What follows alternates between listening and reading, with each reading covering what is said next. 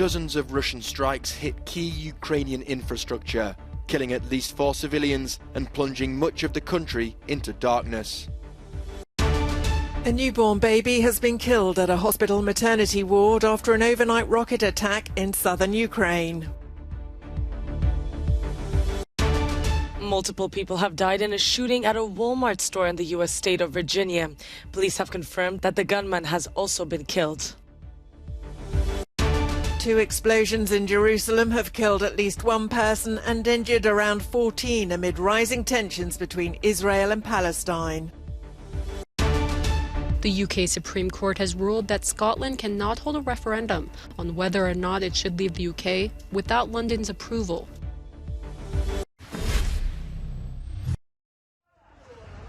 Russian missiles plunge Ukraine into darkness.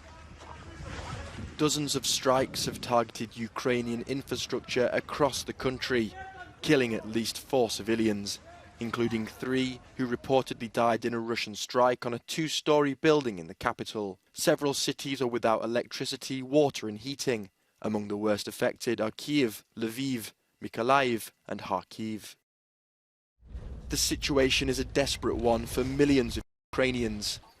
Temperatures are plummeting and winter has only just begun. Hospitals across the country, such as this one in Kherson, are dependent on torches for light. Meanwhile, the impact of Russia's shelling of key infrastructure in Ukraine is now also being felt further afield. Moldova, which is largely dependent on Ukraine's power grid, has suffered a massive blackout. According to its infrastructure minister, work is underway to restore more than half of its electricity supply. This most recent wave of missile attacks began in the early hours of Wednesday morning. A maternity hospital in Ukraine's southern region of Zaporizhia was destroyed by a Russian missile, killing a newborn baby. Firefighters managed to rescue a man who was buried under the rubble.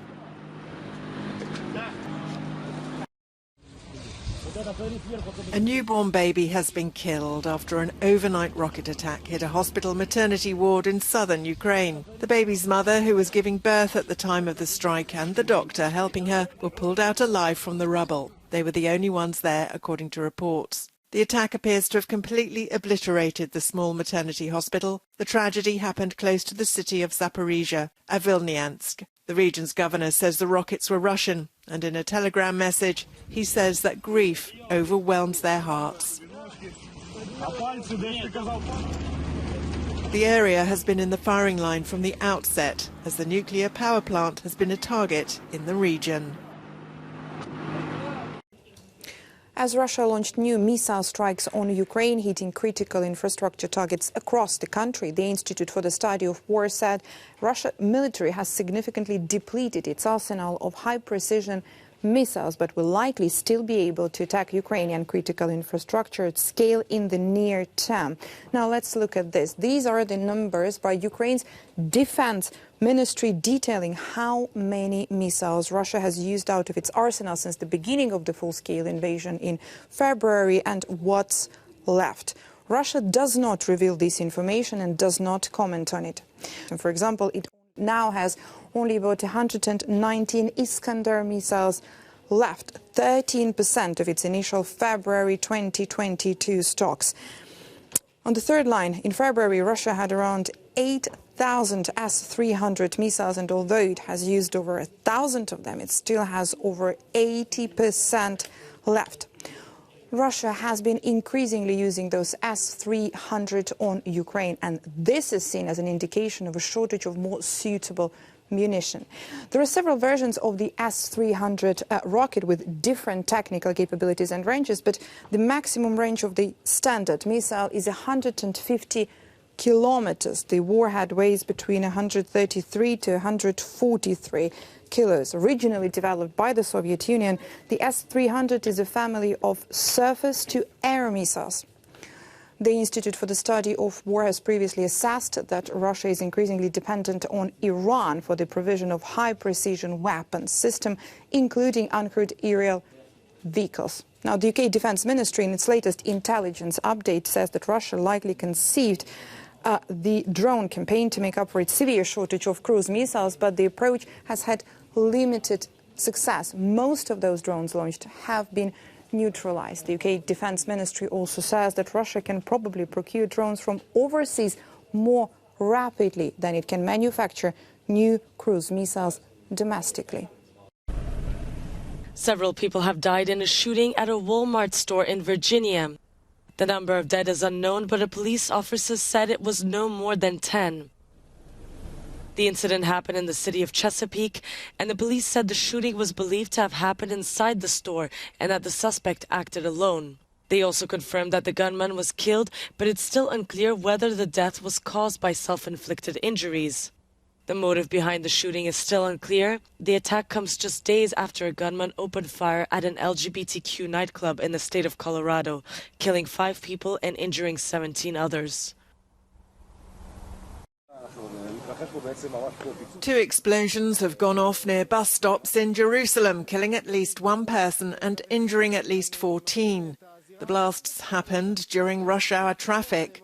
Police closed part of a main highway leading out of the city. The incident is amid rising tensions between Israel and Palestine after months of Israeli raids in the occupied West Bank, sparked by a spate of deadly attacks against Israelis. The violence also comes as former Israeli Prime Minister Benjamin Netanyahu is holding coalition talks after national elections. He's likely to form what's expected to be Israel's most right-wing government.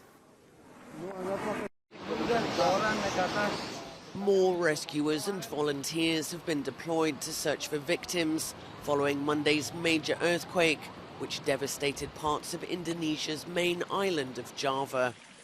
Dozens of children are among those still missing. Save the Children, which operated a program in the region, say the high incidence of the young affected by the quake is due to 80 or more schools having been damaged or destroyed as children attended classes. The search by parents for their children all too often ends in heartbreak. While the priority is the search to find those still trapped, the needs of the living are growing. Food, water and temporary shelters, of course, but aid agencies are also distributing medicines and hygiene kits for families. The latest death toll suggests at least 268 are known to have died and 150 people are still missing. But the exact number of deaths is still uncertain as rescue operations continue to free people trapped in collapsed buildings and with landslides blocking roads to more remote areas.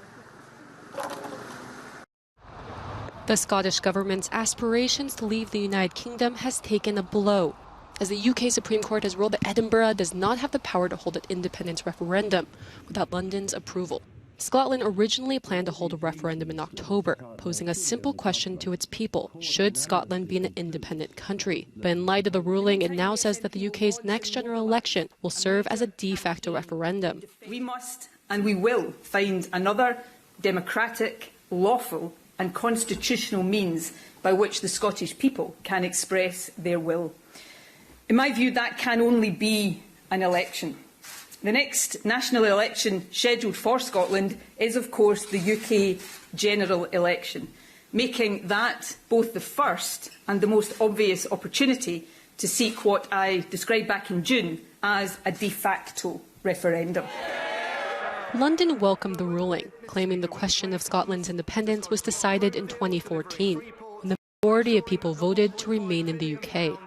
And I think that the people of Scotland want us to be working on fixing the major challenges that we collectively face, whether that's the economy, supporting the NHS, or indeed supporting Ukraine. Now is the time for politicians to work together, and that's what this government will do. In the last referendum, 55% of voters cast ballots to remain in the UK. But now the Scottish nationalists argue that Brexit has changed the game, and that leaving the UK might allow it to rejoin the European Union as an independent nation. The US Supreme Court has ordered former President Donald Trump's tax forms to be released to a Democratic-controlled congressional committee. The move is a major blow to Trump, who has tried for years to prevent his tax returns from becoming public. He was supposed to have released them when he was first elected president and was the first US leader in 40 years not to do so. The committee says it needs them to consider potential legislation on presidential compliance with tax rules and public accountability.